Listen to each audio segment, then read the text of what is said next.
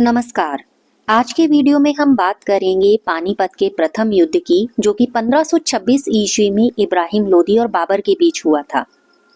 नवंबर 1525 ईस्वी को बाबर ने 12,000 घुड़सवारों के साथ भारत की ओर कूच किया और 3 सप्ताह में ही उसने पंजाब पर अधिकार कर लिया। 12 अप्रैल 1526 ईस्वी को इब्राहिम लोदी और बाबर की सेनाएं पानीपत के मैदान में आमने सामने हुई।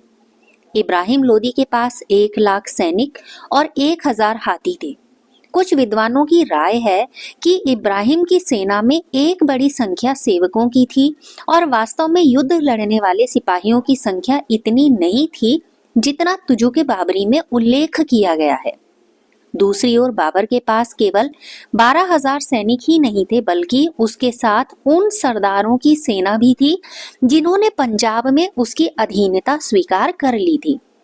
फिर भी यह माना जाता है कि बाबर की सैन्य संख्या इब्राहिम लोदी से कम थी।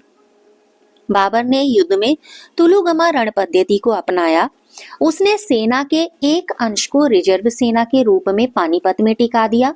दूसरे अंश की सुरक्षा उसने खाई खोदकर उसे पेड़ों की डालियों और पत्तियों से ढककर की और युद्ध क्षेत्र में उसने सेना को 3 भागों में विभाजित किया। अपने पुत्र हुमायूं को उसने दाहिने भाग की, सुल्तान मिर्जा को बाएं भाग का और मध्य भाग का नेतृत्व स्वयं बाबर ने अपने 2 निपुण तोपचियों अली और मुस्तफा की मदद से संभाला।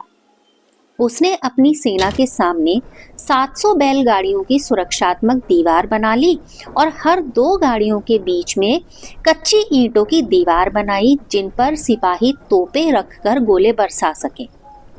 21 अप्रैल 1526 को बाबर की सेना ने इब्राहिम की सेना पर हमला कर दिया। इब्राहिम पराजित हुआ और रणभूमि में ही मारा गया। लेनपूल के अनुसार पानीपत का युद्ध दिल्ली के अफगानों के लिए विनाशकारी सिद्ध हुआ। दिल्ली और आगरा पर बाबर का अधिकार हो गया और उसने स्वयं को हिंदुस्तान का बादशाह घोषित कर दिया। इस प्रकार भारत में मुगल वंश की स्थापना हुई।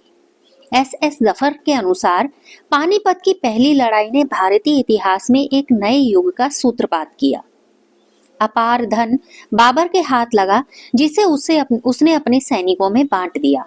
संभवतः इस बंटवारे में हुमायूं को कोहिनूर हीरा प्राप्त हुआ, जिसे उसने ग्वालियर के नरेश राजा विक्रमाजीत से छीना था।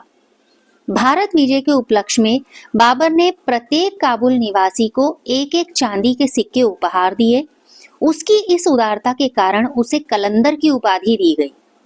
वस्तुतः इस सफलता के बाद बाबर किसी हद तक चिंता मुक्त हो गया और उसने लिखा कि काबुल की गरीबी हमारे लिए पुनः नहीं होगी। ये थी जानकारी पानीपत के प्रथम युद्ध से संबंधित। अगले वीडियो में हम जानेंगे खानवा के युद्ध के बारे में, जो कि बाबर और मेवाड़ के राणा सांगा के बीच हुआ था। नमस्कार।